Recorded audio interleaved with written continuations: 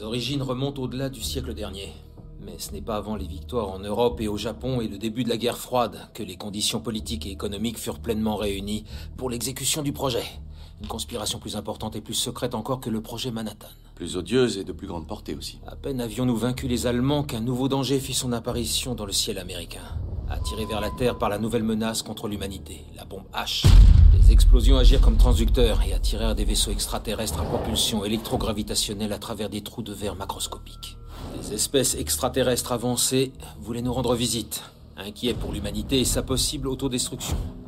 Ils désamorcèrent notre anéantissement par leur abnégation dans des crashs comme celui de Roswell et surtout celui d'Aztec.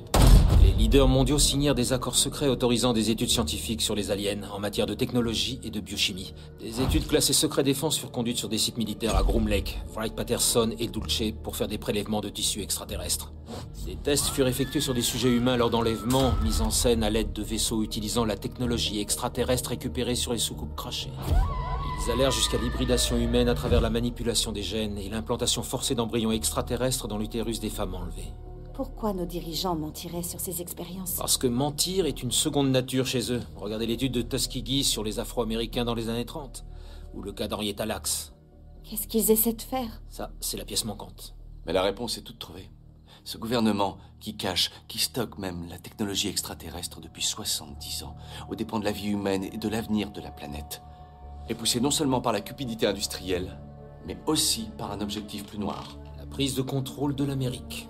Puis du reste du monde, par tous les moyens nécessaires, aussi violents, aussi cruels ou aussi expéditifs soient-ils, comme de fortes sécheresses, provoquées par des guerres climatiques, menées secrètement à l'aide de polluants aériens et d'ondes électromagnétiques de haute fréquence, ou en générant délibérément des situations qui justifient un état de guerre permanent, afin de détourner l'attention de nos concitoyens, de les indigner et de les assujettir grâce à des outils tels que le Patriot Act et le National Defense Authorization Act, qui limitent les droits constitutionnels au nom de la sécurité nationale. Par la militarisation des forces de l'ordre dans les grandes villes des États-Unis, la construction de camps de prisonniers par l'Agence fédérale des situations d'urgence sans objectif justifié, la mainmise sur l'agriculture et l'industrie alimentaire, pharmaceutique, sur les services de santé par les industriels, dans le but d'engraisser, d'endormir et de rendre malade une population déjà rongée par le consumérisme. Un gouvernement qui met vos téléphones sur écoute, collecte vos données personnelles et surveille vos allées et venues en toute impunité. Un gouvernement prêt à utiliser ces données contre vous le moment venu.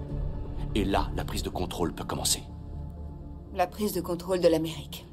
Par des élites de différentes nationalités, un groupe bien huilé et bien armé qui sélectionnera, tuera et soumettra le peuple. Et ça se passe en ce moment même. Ça se passe tout autour de nous. C'est le calme avant la tempête. Ça commencera sans doute juste avant le week-end. Les banques annonceront une fermeture temporaire de leur système informatique pour raison de sécurité. La monnaie numérique disparaîtra. Ils peuvent nous voler notre argent? S'en suivra une détonation de bombes à impulsion électromagnétique qui coupera les principaux réseaux électriques. On croira à un attentat contre l'Amérique par des terroristes ou la Russie. Ce sera un simulacre d'invasion extraterrestre à l'aide de reproduction de vaisseaux qui existent et qui sont déjà utilisés. Une invasion des États-Unis par des aliens. Les Russes ont essayé en 47. Vous ne pouvez pas déclarer de telles choses. Je le ferai dès demain.